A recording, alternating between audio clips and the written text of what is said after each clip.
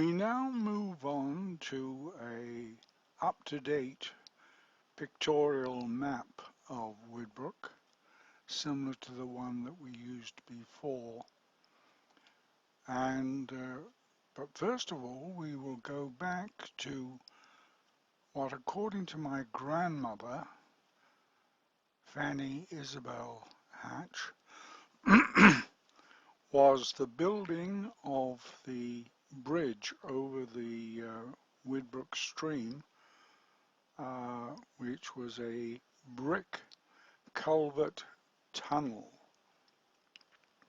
And it was about, from my memory, it was about 5 feet in diameter and built of bricks. The amount of times that I used to paddle my little boat under the roadway and up the stream the other direction to the part of Widbrook West. This happened, according to my grandmother, at about the turn of the century, in other words, late 1800s, beginning of 1900s, and the bridge was put in, and the gravel road was improved. The fencing of the common sections along the road, both Widbrook West and East, took place after the First World War and in the 1920s, and the contract was given to Hardings, the builders in Cookham Rise. And I've designated certain alphabetical points along the road.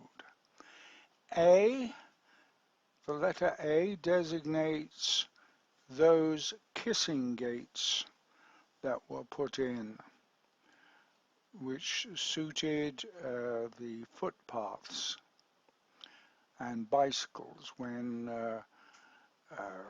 we had cattle on the common. The letter B, which you will see, is a double gate, a 5-bar gate with big concrete posts. They were about 14 inches square, to which they put pole and ratchet tighteners for the wires that were fed through the posts. C was a cattle crib, and this happened to be used when people were moving cattle on or off the common, and it was there or on the 14th of May, or the closest Monday to that particular date, is when they held Widbrook Fair. This is when local farmers could bring their cattle to be branded with a hot tar mixture on the rump. It didn't hurt the cattle at all. It was just a warm tar that George Allen used to use, and a metal stamp. And of course, as the hair on the cattle shed during the course of the year, the brand came off. But it was to designate that the fee had been paid. At that Widbrook Fair, they used to put up a little awning of a rick sheet and some folding chairs, and the 3 people used to be there to allow the cattle to be arrive and be stamped. One was George Allen, of course, the Hayward, who did the stamping. The clerk of the parish council was the second. He collected the fee for the cattle or horses that were being turned out for the summer. And the third man, to keep everything legal and so forth, was a village constable. And that job usually fell to PC Joe Tubb. And during the course of the day, my mother would make a jug of tea and take it up in the morning and they would have tea, and then she would take it up in the afternoon, middle afternoon, another jug of tea. So that was Widbrook Fair. The B gates, of course, there were 4 of them altogether, and the Widbrook East was rented to my grandfather's brother, Alfred James Hatch, who ran a sheep house farm. Later, it went on to his son, Jack Hatch. And Uncle Jack kept the farm going until he was a tenant farmer, and finally it was sold to Pryor's Gravel, and now Sheep House Farm is a massive gravel pit. The field names that you can see, well, first of all, there's White Place Farm, quite distinctive, and Widbrook Farm. Widbrook Farm, at the time that White Place was bought by the Astors, which I will go into in a later point, when it was bought by them, they spread their wings and they bought up the land, including Widbrook Farm and Widbrook House.